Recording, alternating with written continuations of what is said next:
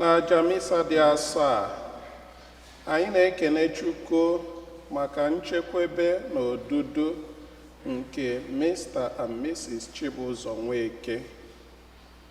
Anyị na-ekpekwazi n'ụzọ pụrụ iche na-ayọkwazi ngọzi maka Martin Onjia.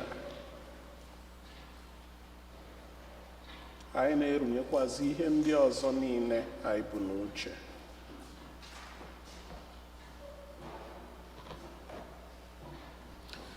N'aha Nna na Nwa na Mmụọ Nsọ.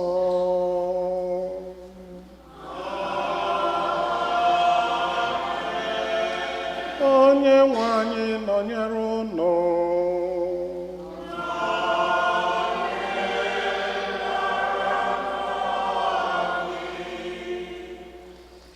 Ụmụnne m na Kristi, otuto dịrị Jesu. Onye jisi ike, onye gbakọta aghalụ. Unu na-ekwu ya ọfụma maka o nwere enyi m nwoke ọ na-abụ ikwuo ihe ọsị akwụọ ya ụgwọ nke ọ gbara agba. All right, Happy New Year, everybody. Ka esi asị Happy New Year n'Igbo? It's a challenge. Jidie emechazie. Mana anyị na-ekene Chukwu n'ụzọ pụrụ iche, onye kpọbatara anyị n'afọ ọfụ this year. Na-ekene Chukwu na so many of you nọ in good health.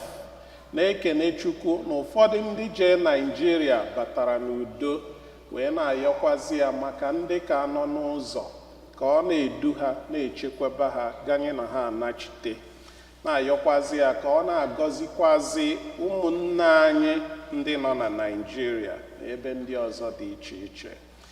Tata n'ụzọ pụrụ iche, ụka na-eme emume ncheta baptizim mmiri Chukwu nke dị nwe anyị Jesu Kristi.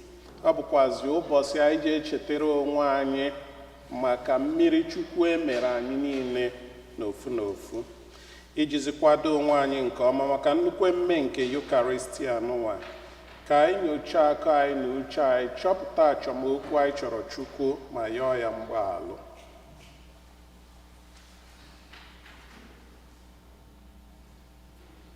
Ekwupụta ngwa Chineke ji ike niile.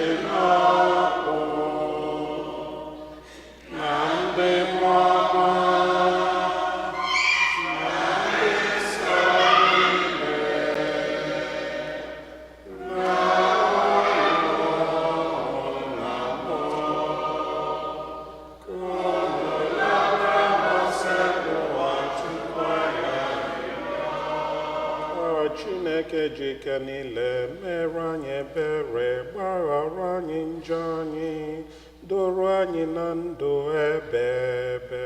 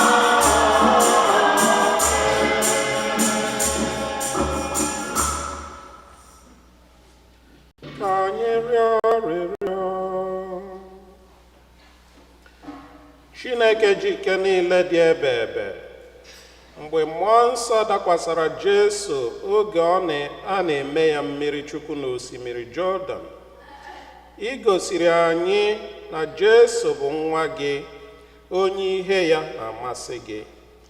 Biko mee ka anyị bụ ndị iji mee ụmụ ndị a mụrụ site na mmiri chukwu na mmụọ nsọ, na-akwụdosi ike n'oku nke ị kpọrọ anyị.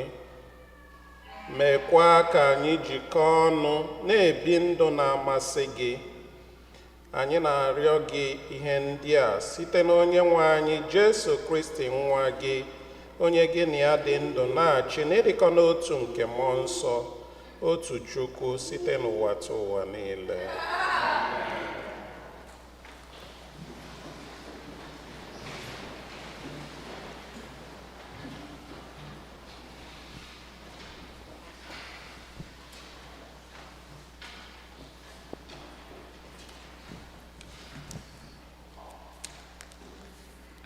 Ihe ọgụgụ e wetara n'akwụkwọ onye amụma Aịzaya. Lee nwa odibo m, onye m weliri aka elu, ọ bụ onye m họtara ahọta, onye ihe ya na-atọ m ụtọ n'obi. Enyela m ya mmụọ m ka o wee wetara mba niile ikpe nkwụmọtọ.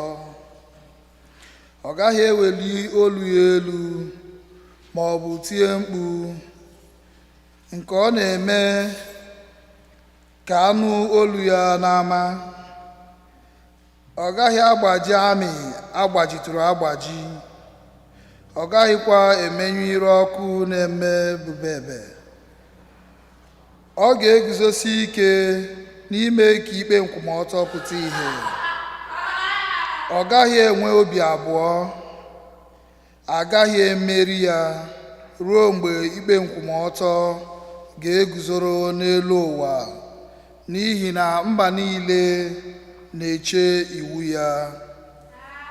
Okwu nke ose bụ ụwa.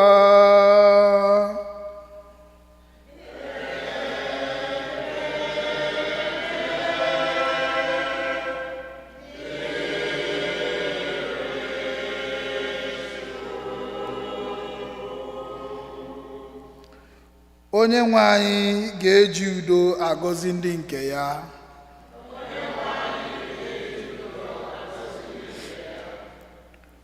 Unu bụ ụmụ Chineke, nyenụ di nwenu otito na ike, nyenụ di nwenu otito kwesịrị aha ya, sekpuoronụ di nwenu n'ebe ya dị nsọ. Onyenwe anyị ga-eji udo agọzi ndị nke ya. Ọlụ nke di nwenu na-ada ụda n'elu mmiri, ọlụ nke dị nwenụ na-ada ụda n'elu nnukwu osimiri, ọlụ nke dị nwenụ jupụtara n'ike, ọlụ dị nwenụ dị nnukwu ebube.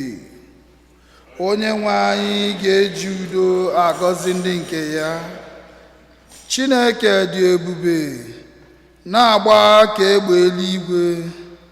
N'ebe ya dị nsọ, mmadụ niile na-eti mkpu na-asị, otito onye nwe anyị nọ n'oche eze ya n'elu mmiri. Onye nwe anyị nọ n'ugwu eze ya ruo mgbe ebighị ebi. Onye nwe anyị ga-eji udo agọzi ndị nke ya.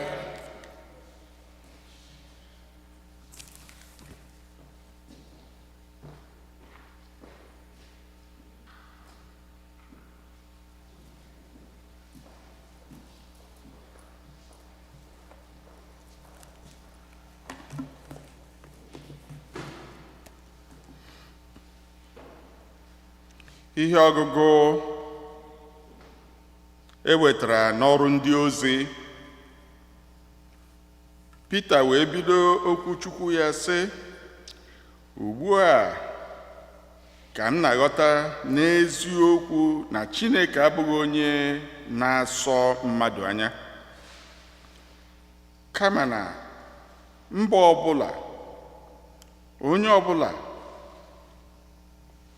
kwụbara aka ya ọtọ na-atụkwara ya egwu ka ọ na-anabata nke ọma.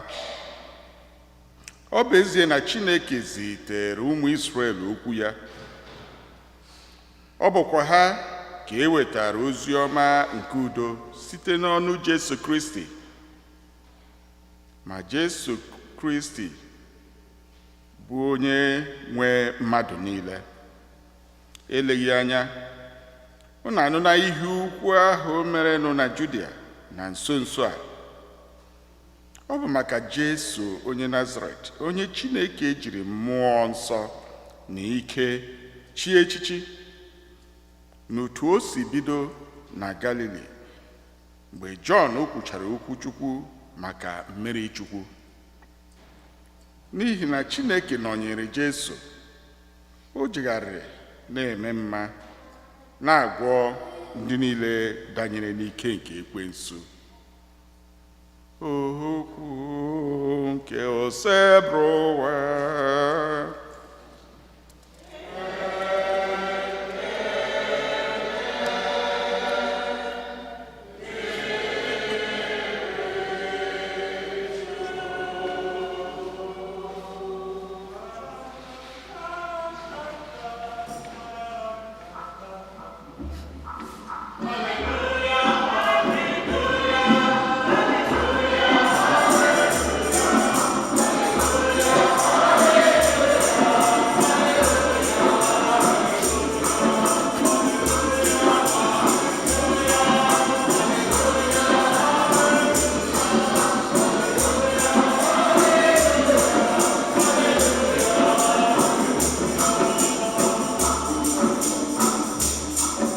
eluigwe meghere, ewee nụ ka olu nke nna ya kwuru sị, onye a bụ nwa m hụrụ n'anya, gee ya ntị.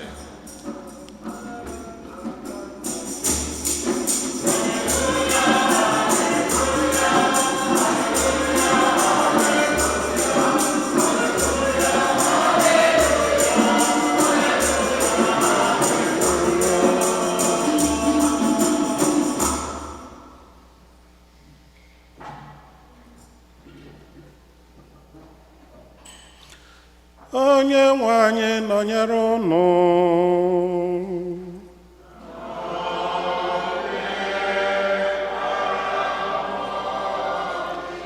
Ihe ọgụgụ nke ya si n'ozi ọma dị nsọ nke Mathew dere.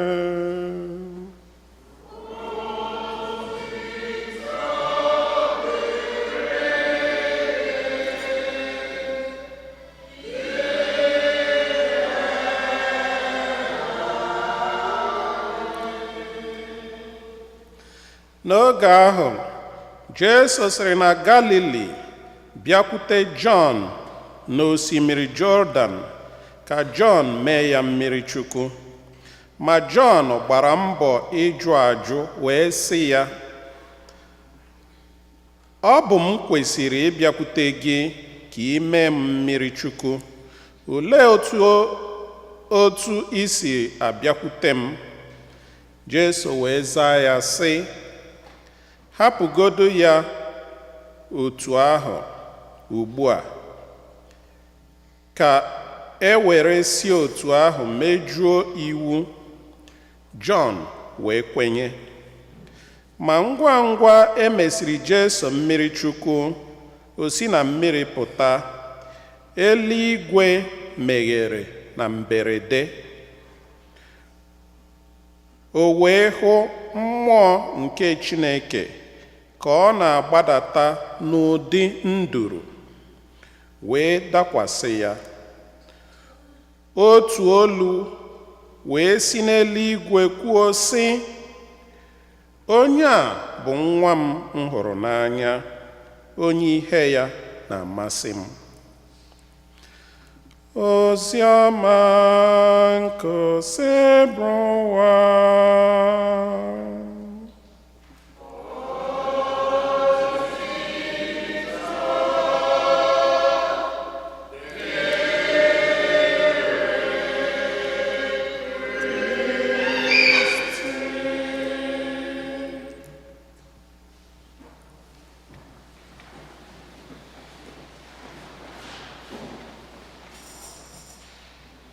Otito dịrị Jesu.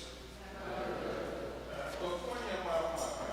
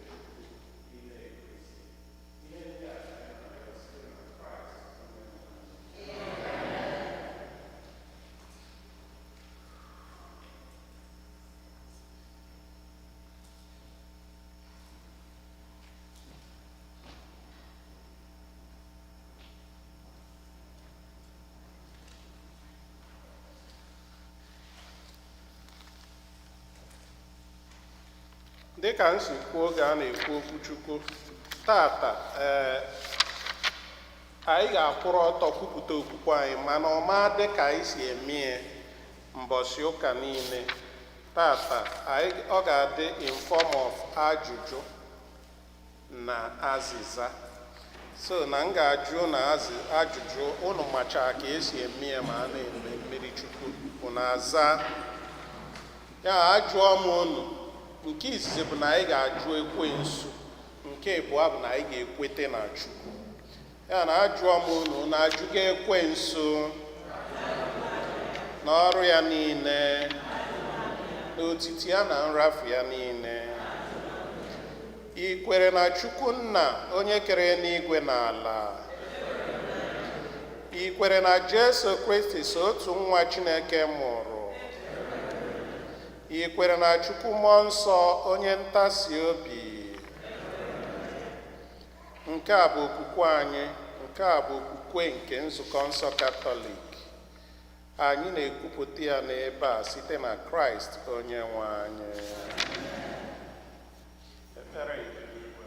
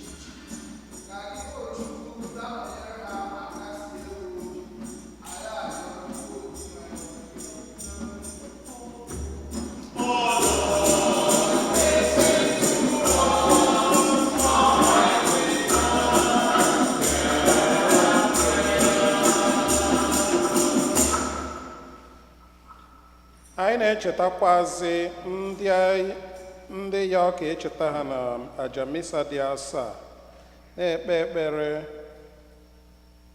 maka nchekwaba na odudo nke Mr. and Mrs. Chibụzọ Nweke na ezinụlọ ha, na-ekpekwazi ekpere n'ụzọ pụrụ iche, na-ayọkwazi ngọzi n'isi Martin Onjia, na-echetakwazi ihe ndị ọzọ niile anyị bụ n'uche.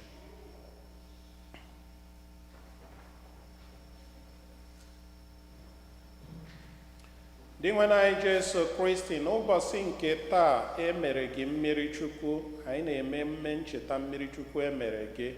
Anyị na-etinye n'aka gị ụmụ gị niile, ndị niile nọ n'ụlọ ụka ebe a, ma ndị na-anọrọ ebe a, ndị niile emere mmiri Chukwu, ka ị buoro ha ụzọ kpeere ha azụ, mezuoro ha ebumnobi ha niile, ma ndị anyị kwupụtara ebe a ma ndị anyị bụ n'uche, karịa ka o siri masị anyị, maka na anyị yọrọ ihe ndị a site na Kraịst onye nwe anyị.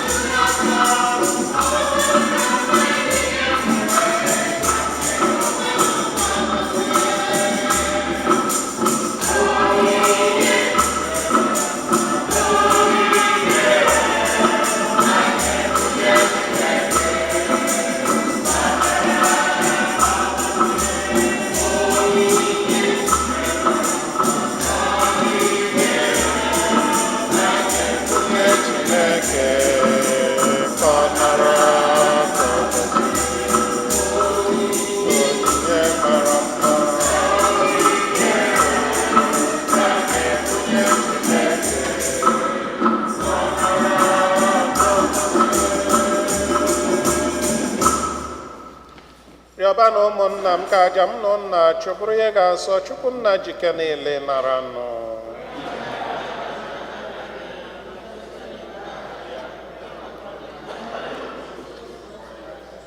Onye nwe anyị, anyị na-eme emume na-egosi anyị Kristi dịka nwa gị, onye mere ebere kpochapụ njọ nke ụwa. biko nara onyinye anyị, mee ka onyinye anyị bụ ndị kwere na gị ghọọrọ anyị àjà Kristi. Anyị na-arịọ nke a site na Kristi dị nwe n'anyị. Onye nwe anyị nọnyere unu. Welita n'obi elu. Ka anyị nye ndị nwenụ Chukwu anyị ekele.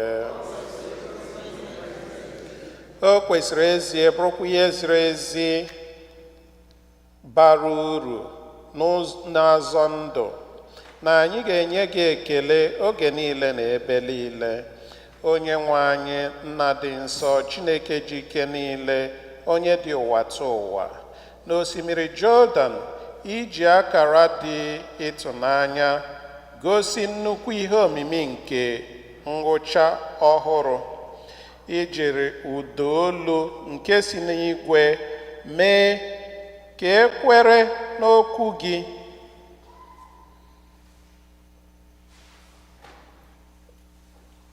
binyere ndị mmadụ, bịakwa were mmụọ gị nke gbadatatara n'ụdị nduru tee Kristi nwaodibo gị ude nke aṅụrị, ka e were mara ya dị ka onye izitere ka ọ kụziere ụmụ ogbenye ozi ọma. N'ihi nke a, anyị bụ ndị nọ n'ụwa na n'ike niile nke eluigwe jikọrọ ọnụ na-eto ebube gị oge niile, na-asị: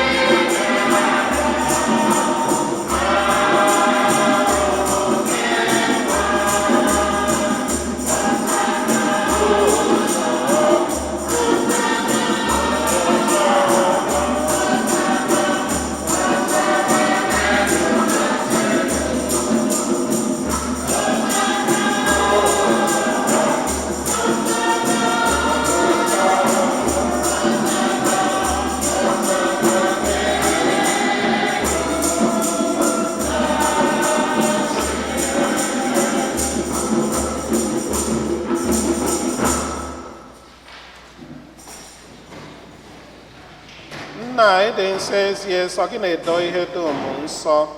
Anyị na-arịọ ka ito onyinye ndị a nsọ site n'ịwụkwasị mmụọ gị, ka ha wee ghọrọ anyị ahụ na ọbara nke onye nwe anyị Jesu Kristi, onye bịara tupu edunye ya n'ọnwụ, nke o jiri aka ya were achịcha nye gị ekele na otito, nyawa ya nye ya ụmụazụ ya, sị: naranụ nke a, rienụ ya unu niile, nke a bụ ahụ m nke a ga-eduru nye maka unu.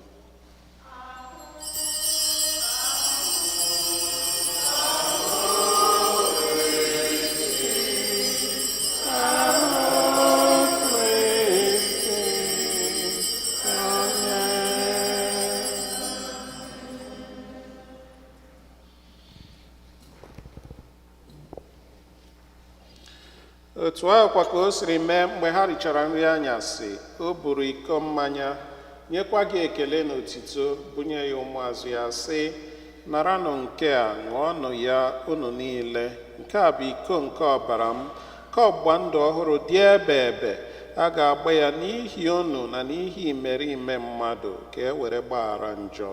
Na-emenụ nke a na ncheta nke m.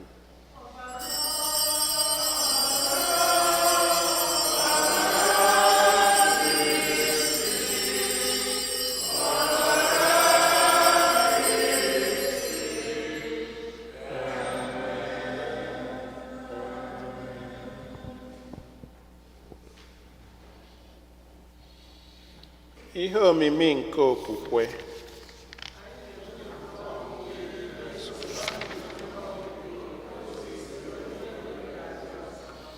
Nna, na ncheta nke ọnwụ na mbilite n'ọnwụ nke nwa gị, anyị ebunye gị achịcha nke ndụ na iko nke nzọpụta. Anyị na-ekele gị n'ihi na ị kwere ka anyị dị mma ịkwụrụ n'ihu gị na-efe gị. Anyị ji umeala rịọ ka anyị bụ ndị na-anata ahụ na ọbara nke Kristi bụrụ otu site na njikọ nke mmụọ nsọ. Nna, cheta nzukọ ị gazuru ụwa niile, mee ka ịhụnanya gị jupụta ya. Gọzie popu anyị bụ Leo na bishọp anyị bụ Robert na ndị ofu ọlta gị niile. Chetakwa ụmụnna anyị ndị ji okwe were gaa n'ezumike nke ọnwụ. Kpọbata ha na ndị ọzọ niile nwụrụ anwụ n'ihe nke ebube gị. Biko meere anyị niile ebere ka anyị soro Virgin Maria dị ngọzi, nne nke Chukwu, na ndị apọstụl na ndị nsọ gị niile, na Fortunata dị nsọ na ndị nsọ gị niile ndị mere uche gị n'ụwa wee keta ndụ ebe ebe. Ka anyị sorokwa ha na-eto gị na-edo gị ebube site na Jesu Kristi nwa gị. Ihe niile kere eke na-eso ya bụ Kristi, na-esikwa n'ime ya na n'aka ya, na-edikọ n'otu nke mmụọ nsọ, na-enye gị bụ Chukwu Nna ji ike niile, nsọpụrụ na otito niile, site n'ụwa tụ ụwa niile.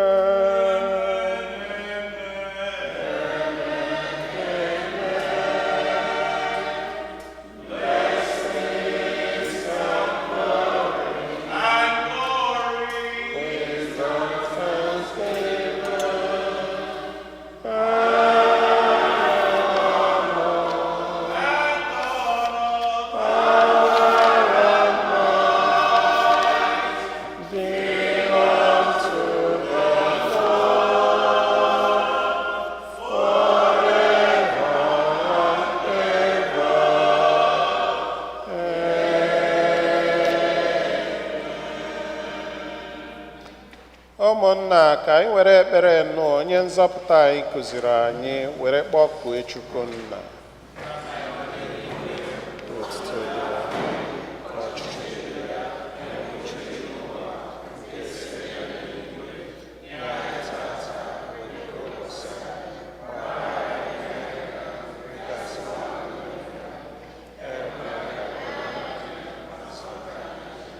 Zọpụta anyị, anyị na-arịọ gị, o sebụrụ ụwa na-ajụ ihe niile, were ebere nye udo n'oge nke anyị site n'inye aka ebere gị, ka a zọpụta anyị na njọ oge niile, anyị were gbanahụ nsogbu niile, were nchekwube dị nsọ na-atụ anya maka mbịaghachi nke onye nzọpụta anyị Jesu Kristi.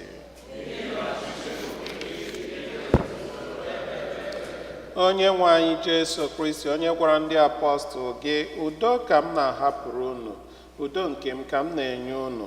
Elekwala anya na njọ anyị, kama lekwasị anya n'okwukwe nke nzukọ gị. Nye ya udo na ịdịkọ n'otu mgbe niile ka uche gị siri chọọ, ngị bụ onye dị ndụ na-achị ebe ebe. Udo nke osebụrụ ụwa dịrị unu mgbe niile. Nyerịta n'onwe unu ekele nke udo.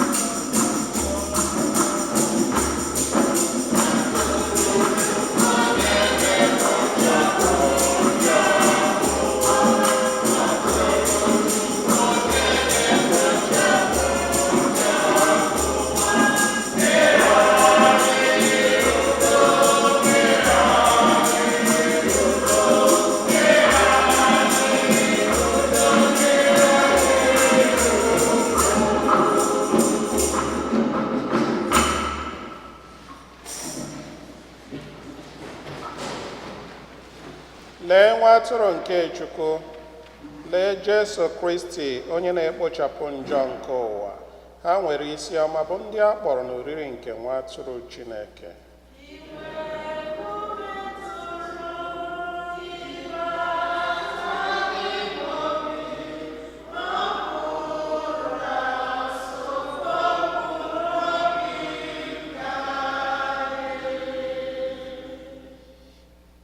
Ka ahụ na ọbara nke Kristi chekwaba anyị ruo na ndụ ebe ebe.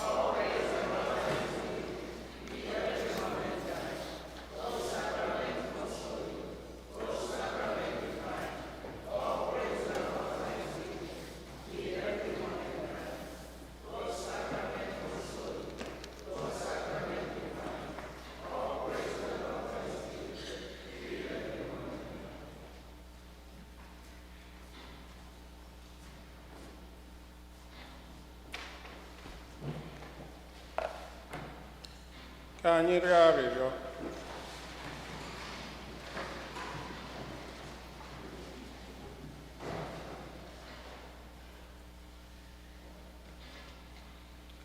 Onye nwe anyị, i jirila oriri nsọ zụọ anyị. Anyị ji umeala arịọ gị ka i were obiọma gị mee ka anyị jiri okwukwe na-asụ olu sọ. Anyị jiri okwukwe na-asụ olu so otu nwa gị, were bụrụ ụmụ gị ma n'okwu ọnụ anyị ma n'omume anyị. Ihe ndị a ka anyị na-arịọ site na Kraịst onye nwe anyị. Biko nọọnụ.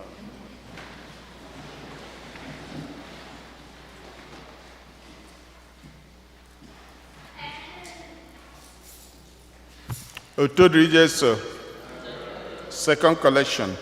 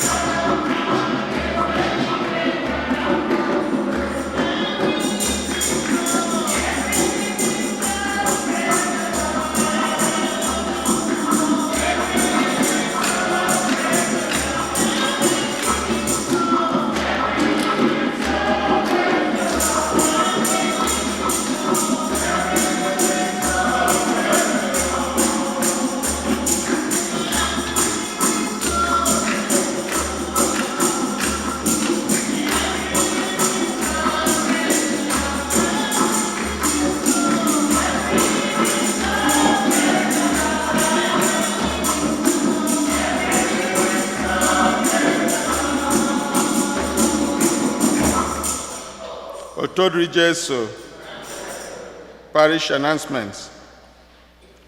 Attention, parents of confirmation students.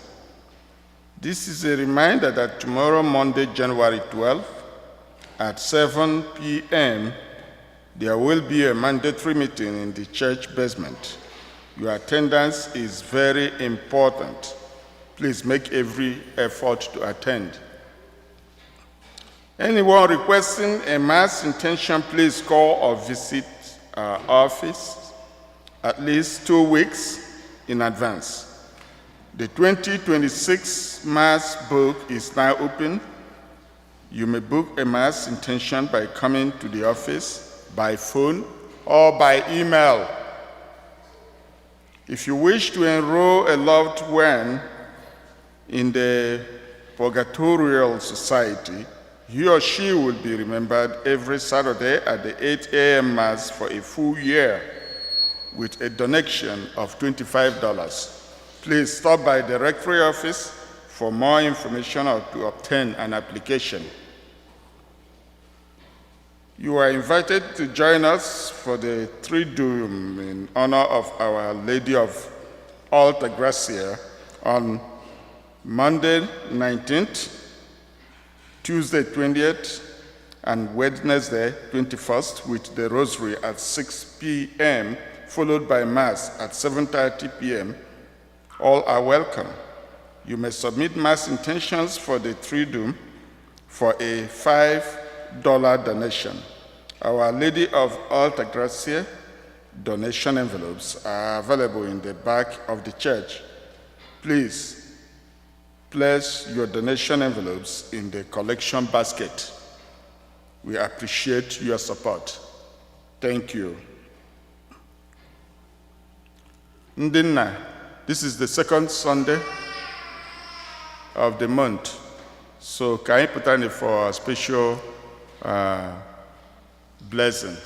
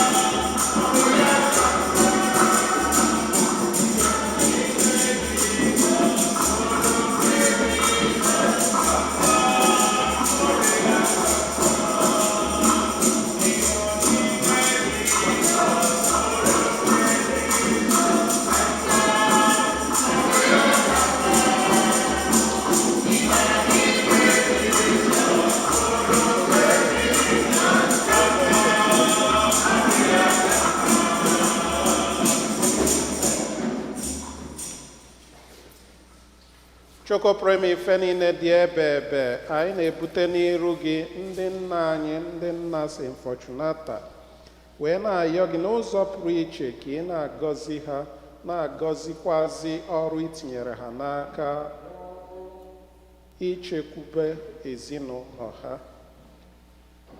Biko nye ha ihe ha ga-eji na-arụ ọrụ a n'ụzọ kwesịrị ekwesị, na-edu ha, na-agbaziri ha, na-agọzikwazi ezinụlọ isi n'aka ha wee bido, ka ha na-enye gị ekele n'ụbọchị nke taa. Anyị na-ayọ ka ị were ihe dị mma wee chọọ ha mma ha niile si dị iche iche bụ otu mkpa ha si dị iche iche, mana anyị ma na gị nwa bụ Chukwu mazụrụ ebumnobi ha niile, gboziara ha mkpa niile, ka nke arụ ka nke mkpụrụ obi, maka mbunye enu gị ya na maka ịhụnanya na obiọma nke ụmụ gị ndị gbakọrọ ebe a. Ihe ndị a ka anyị na-ayọ site na Kraịst Onyenwe anyị. Ka Chukwu pụrụ ime ife niile gọzie unu, Nna na Nwa na Mmụọ Nsọ.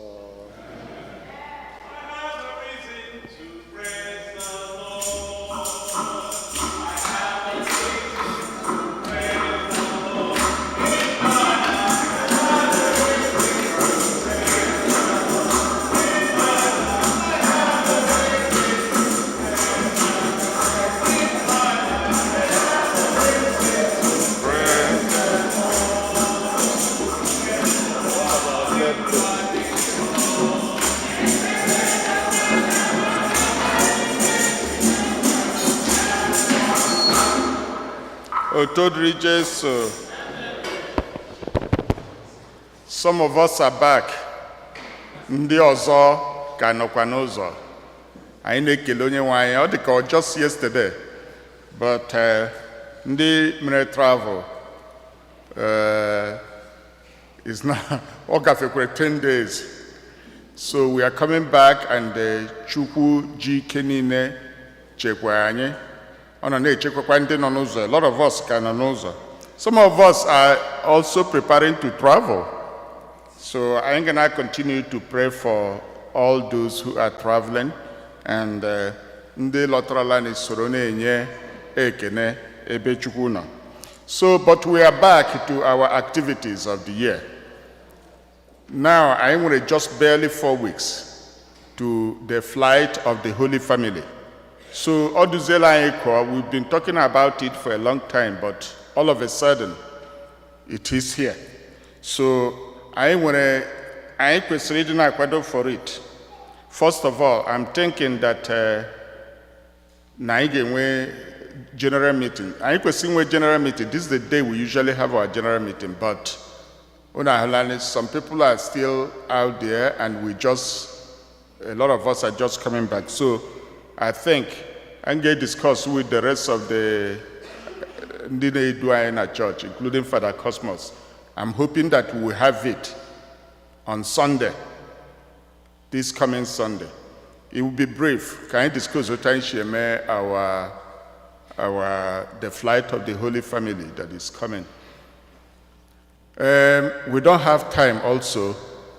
So I give the the flight of the Holy Family. I ego by members donating towards that. So, and Saduru will be traveling soon. So Obidogo the 10 with $200. So our treasurer, Biko Choka Pepper, Kaine record lady ready. We can start today. So onyozo Genya donations.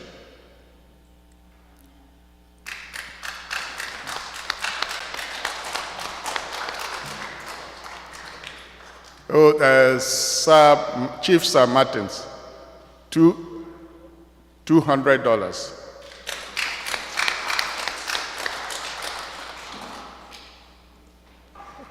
Dr. Umozo, 200.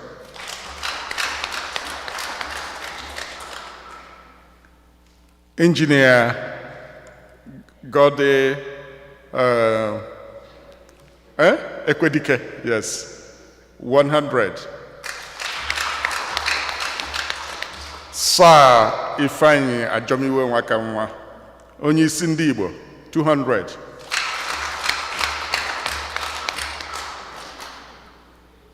Ndị ọzọ, Arinze, $100.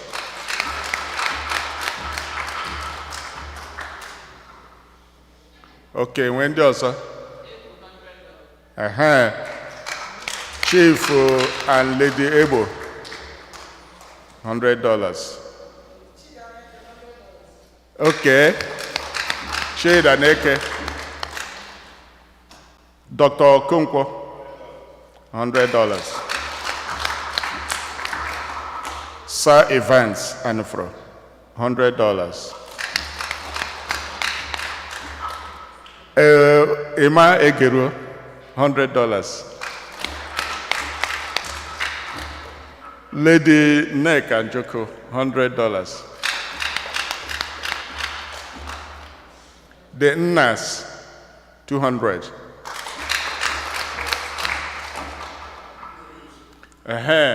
Chief Ndubizu, $100 cash. Give hand there to Sir Tony Nade. Sir Nade and family, $100.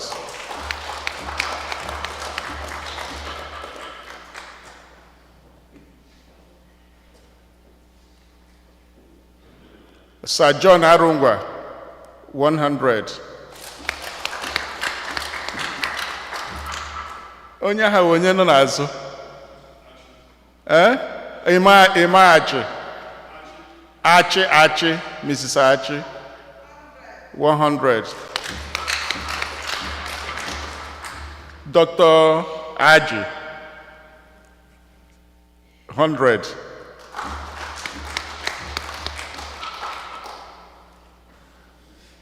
Okay, our brother. Sonny, $100.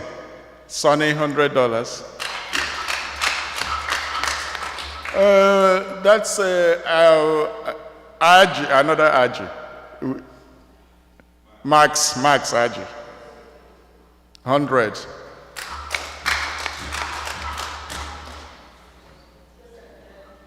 Sorry. Okay, Nayene and Nweye, 100.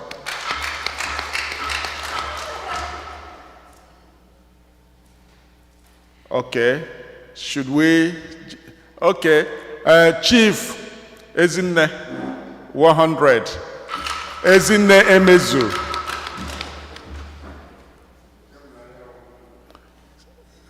One Kevin Anyanwu, 100.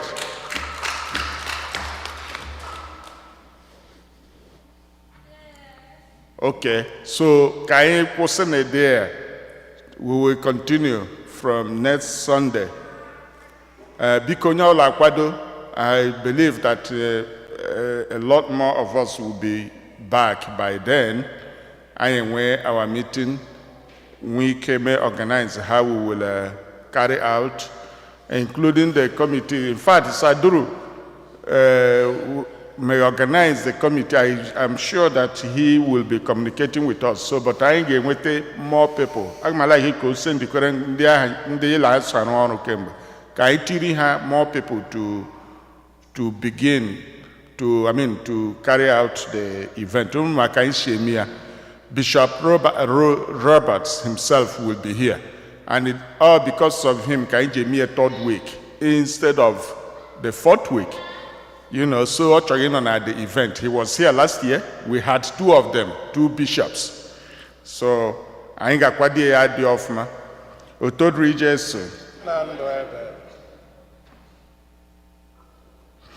Of course, the event go on February 15th.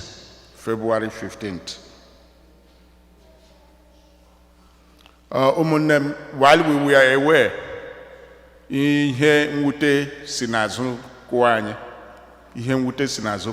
our brother, our own brother, he was sitting there with his very beautiful tenor voice. No, I'm going to miss him. Mr. Ndubisi Ibe. he passed away. I know here Mbosia, Father Nene distribute the gift to parish in he was here. Mbosia Christmas in here. So our own Ndubisi has passed on. And you know, Makaishe made the thing. We have to, he's our member, I Makaishe Mia. So we have to organize amongst the executive, we find out who we start creating, we will create. Arinze, you are assisting the social secretary and he's not here. So because we have to initiate the Committee of Friends platform. Right? Everybody knows how we do it, right? So I get created the platform, Committee of Friends. That's how we usually do it. And we begin to donate towards it. And you know we have to go there also. We have to go on condolence.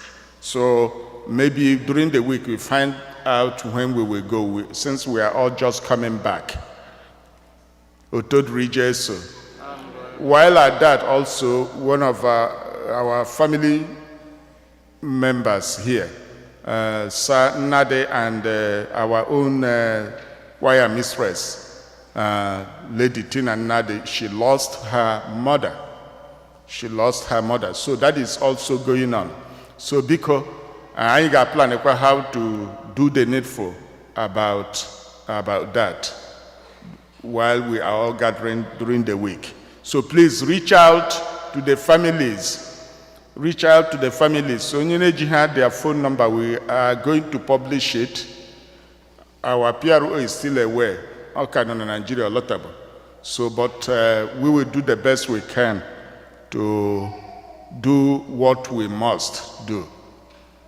I say, Kachineke nanambrobi ndia na leze. Kambrobi hanambrobi ndo tu Christine lekure no graga.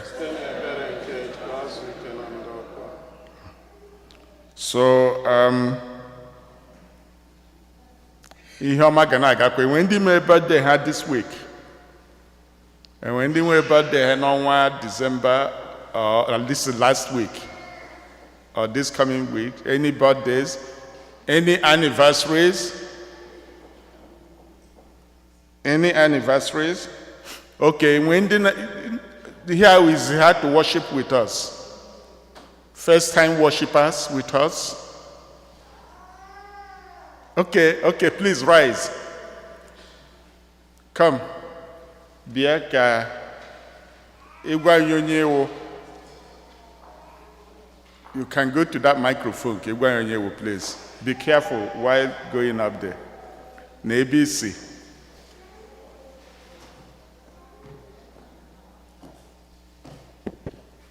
What's that doing, Jesse? Afam bu Ugochukwu. I'm a member with Munyem. Afam Boninye. I be a US 3 years ago. We are resident doctors here in the US. So I'm my residency training in SUNY downstate. So we can check it out. My Igbo Mass around. So we're for this one. I think I be a bad one.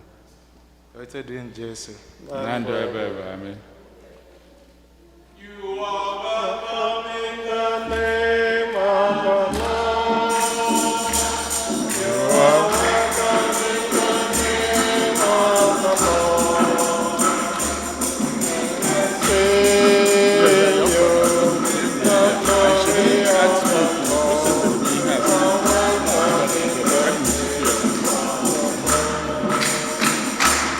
Biko, you are here with us, even in Brooklyn. Downstairs, not here, right?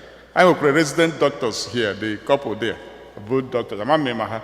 So, please, Igenya your number. Our mass holds every Sunday at 1 o'clock. So come and join us. I carry the tour. You know, Ndibo Marquez Christmas. So they are still on their way. So join us every Sunday. We're glad to have you. Abasagi, change your number so I can include you on our list. Okay? I'm Monyopo, Newi South, Anambra State. Ukpo Nnewi South.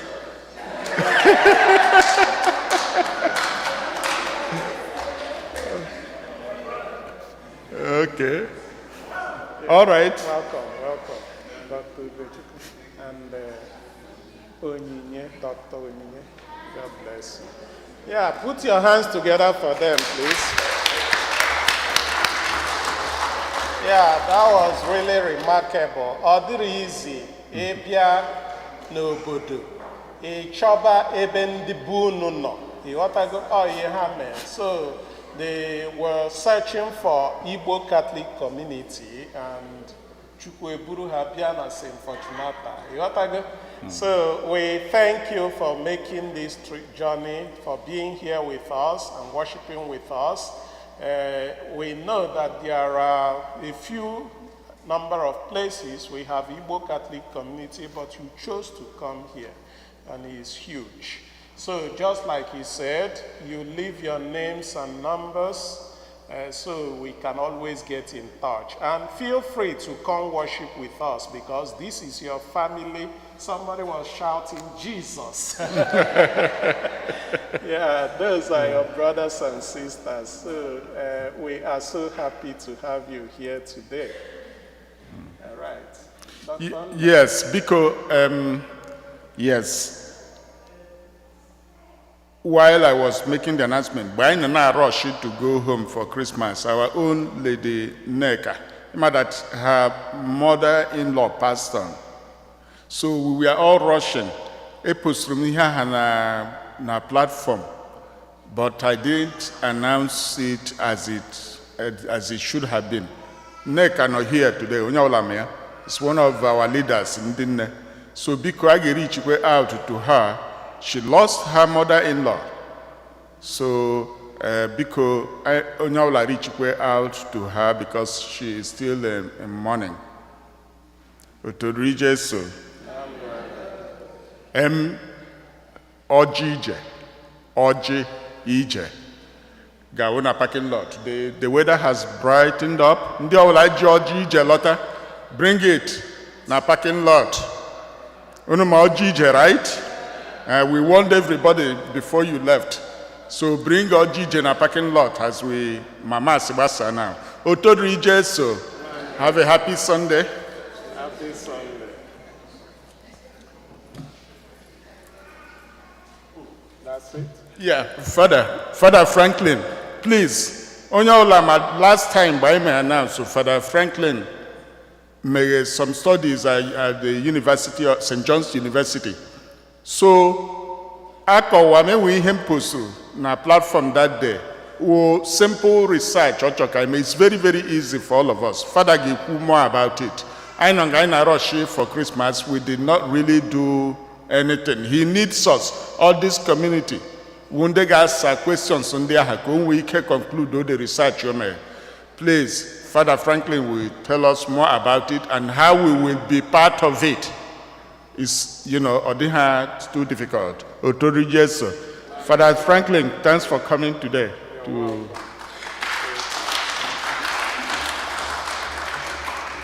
Thank you, brothers and sisters. Like he said, let me just double down on that study. The implications of virtual worship on church participation, and with particular reference to Igbo Catholic community. So it is exclusively your study, not mine. Because even no, Adaki Igbo Catholic community, and where Igbo Mass there. So it's actually something that will benefit you, something that will benefit the church, something that will also, give you an awareness of what is going on. Now, the study is designed in such a way that we try to find out your preference for worship, whether virtual worship or in-person worship, and then your reasons for preferring whichever. There are so many things that you do in-person service that you cannot easily replicate in virtual worship. but we want to understand how you feel about it, and that is the rationale behind that study. Now, like he said, it's a very simple study, and I like to get the views of so many of you, including parents and young people. Now, if you are 18 years and above, you are actually qualified to participate in that study. And that is why I would like all those who are more than 18 here, young people, adults, to be part of that study. I just need a few persons, but if you're privileged, your voice will matter. Yeah? Your voice will count. So at the end of the Mass, I'd like you to see me and give me your name, your number, your email. And then I will send you some forms, consent form, and then it's going to be a very simple study. It won't take you more than 30 minutes to answer the questions. Now, we can also do it online. It doesn't have to be in person. So, can send you Zoom, or we can even speak on phone. So, it's just as easy as it gets. So, I will solicit your support to be part of that study. If you want to get recruited into the study, I'd like to get your details at the end of this Mass. That's one. Number two, this happens to be the most important year that I have experienced, and you will experience, because this year happens to be the year of my 50th birthday. Yeah.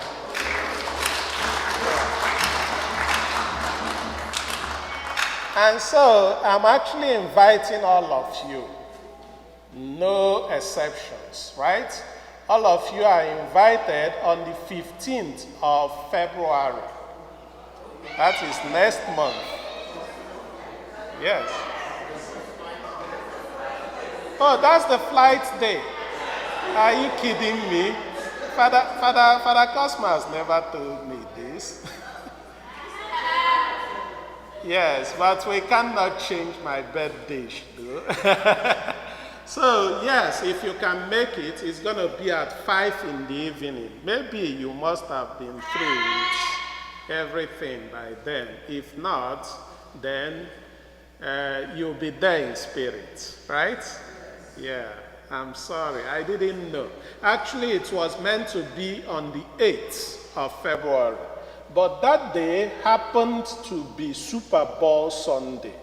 So we shifted it to the next Sunday. And if we shift it again, we enter Lent. And notice that day, I like you to come and eat and drink. I don't want you to come and fast. And that is why we cannot possibly shift it. But I'm sorry that it clashed with, the flight to Egypt. Hopefully, the next time I do my another 50th birthday, I'll make sure. All right. So finally, I'd like to thank each and every one of you for being part of today's Eucharistic celebration. N'ụzọ pụrụ iche a na-ekene ọmarịcha ụmụaka ndị savụ na Mass today. Biko kụọrọ ha aka biko. Yeah. Yeah, they made everything easy for me, so thank you so very much. And for some reason, I enjoyed the choir today. Eh? Yeah. Nke a bụkwa na ọ bụrụ ha ncha na ebe a, mana ifu na the thing nwere meaning, right? So I na-ekele unu n'ụzọ pụrụ iche. Thank you so very much. Na-ekenekwazi ndị gụrụ ihe ọgụgụ, na-ekenekwazi ndị nabatara ndị ọzọ na ndị nyere aka n'ụzọ dị iche iche. Na-ekene katikist anyị, na-ekene Dr. Nna. Ana m ekene unu niile n'ụzọ pụrụ iche. Wee na-ayọ ka afọ ọfụrụ a bụrụ afọ ngọzi dịrị unu niile site na Kraịst onye nwe anyị. onye nwe anyị nọnyere unu.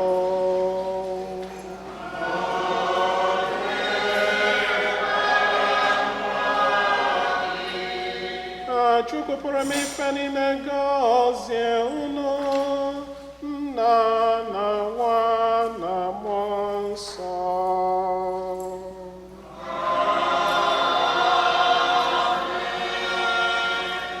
Nawanụ misa kwụsịgo.